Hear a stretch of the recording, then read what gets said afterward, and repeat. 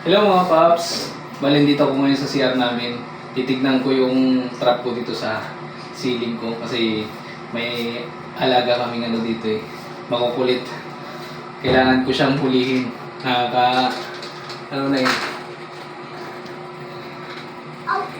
Titignan natin mga paps. Kung meron na.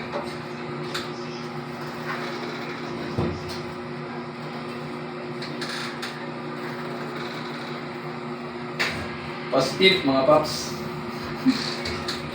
Look. Oh, yeah. Mga paps, kita nyo? Oh. Oh, nag-gloves ako kasi baka ano. Kita nyo mga paps. Malaki-laki din yan.